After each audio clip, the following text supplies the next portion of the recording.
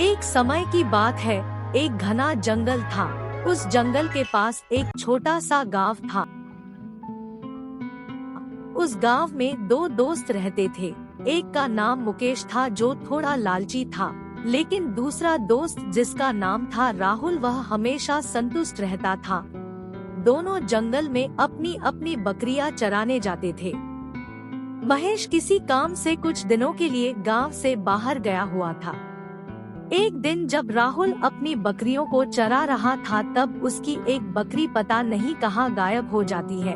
उसे चिंता होने लगती है। वह इधर उधर देखता है, उसे अपनी बकरी कहीं नहीं दिखती। पहले बाकी बकरियों को घर छोड़ आता हूँ, फिर वापस आके उसे ढूंढ लूंगा। वह ऐसा ही करता है, अपनी बाकी बकरियों को घर छोड़ आता है। फिर जब वह वापस जंगल की ओर जा रहा था तब उसे एक बूढ़ा आदमी रास्ते में मिलता है। वह बूढ़ा आदमी राहुल से कुछ खाने के लिए मांगता है। उसके पास थोड़ा सा ही खाना होता है जो कि वह उस आदमी को दे देता है। बूढ़े आदमी को खाना देने के बाद राहुल उससे पूछता है, क्या आपने मेरी बकरी को कहीं देखा है? वह बूढ़ा आदमी जवाब देता है कि वह जंगल की ओर गई है। राहुल जंगल की ओर चल देता है। वह जंगल में चारों तरफ देखता है, लेकिन उसे अपनी बकरी कहीं नहीं मिलती और फिर अंधेरा भी होने लगता है। तभी उसे एक गुफा नजर आती है। वह उस गुफा में रात को रुकने की सोचता है। वह उस गुफा के अंदर चला जाता है, फिर सोचता है कि खाना खा लिया जाए, परंतु उसने अपना खाना बूढ़े व्यक्ति को दे दिया था।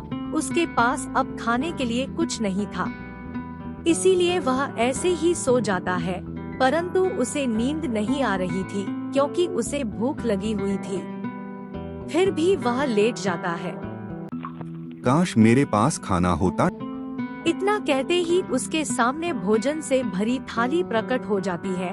वह सोचने लगता है कि यह सब कैसे हुआ। अरे, ये क्या, मैंने खाने का नाम ही लिया था और खाना मेरे सामने कैसे आ गया? फिर उसने खाना खा लिया। तभी रात में ठंडी ठंडी हवाएं चलने लगी और उसे बहुत ठंड लगने लगी। काश मेरे पास कोई कंबल होता। इतना कहते ही उसके सामने एक कंबल प्रकट हो जाता है। चीजों का नाम लेते ही चीजें मेरे सामने कैसे प्रकट हो जा रही है।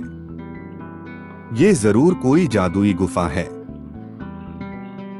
वह जानकर बहुत खुश हो जाता है और सो जाता है। फिर सुबह उठता है। काश मेरी खोई हुई बकरी यहाँ आ जाए। तभी उसे अपनी बकरी सामने से आती हुई दिखाई देती है। वह अपनी बकरी को लेकर घर चला जाता है। अब उस कभी भी किसी चीज की जरूरत होती वह उस गुफा से मांग लेता था। उसे जितनी जरूरत होती उतना ही मांगता था। वह उस गुफा से मिले हुए धन से गरीबों की भी सहायता करने लगा। अब वह अपने लिए एक बड़ा और अच्छा घर बनवा लेता है और अपने परिवार के साथ खुशी खुशी रहने लगा है। साथ ही वह दूसरों की भी मदद करता था। कुछ दिनों बाद जब उसका दोस्त महेश वापस गांव आता है तो हैरान रह जाता है। लोगों के पास अच्छे अच्छे घर थे, पहनने के लिए साफ सुथरे कपड़े थे। अरे ये सब क्या है? ये पुराना सा गांव इतना विकसित कैसे हो गया? फिर जब वह अपने दोस्त राहुल का घर देखता है तो उसे राहुल से जलन होने लगती है। और उस गरीब राहुल के पास इतना अच्छा घर, जरूर कुछ तो गड़बड़ है। मैं इसका पता जरूर लगाऊंगा। अगले दिन जब राहुल अपनी बकरियों को जंगल लेकर जाता है तब महेश चुपके से उसका पीछा करने लगता है।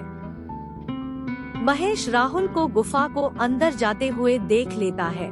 राहुल उस गुफा से जैसे ही कुछ मांगता वह चीज उसके सामने आ जाती। ये सब देखकर महेश को अपनी आंखों पर भरोसा ही नहीं हुआ।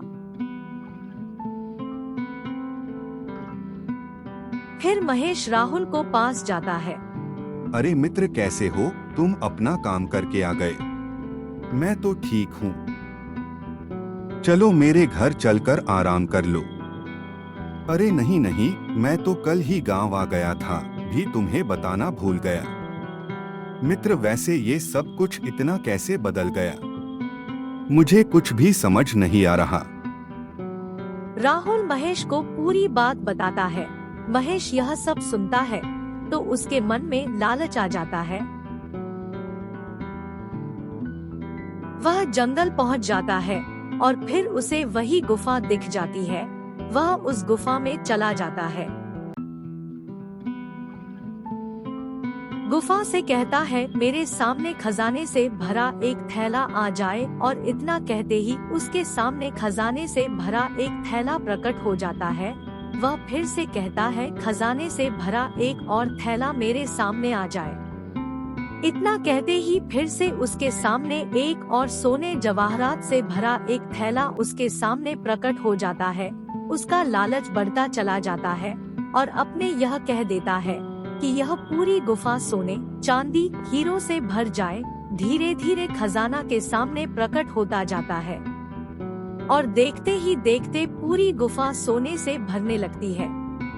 धीरे धीरे सोना इतना ज्यादा बढ़ जाता है कि गुफा से अब बाहर निकलने का कोई रास्ता नहीं रह जाता। महेश उस गुफा के अंदर दबकर मर जाता है।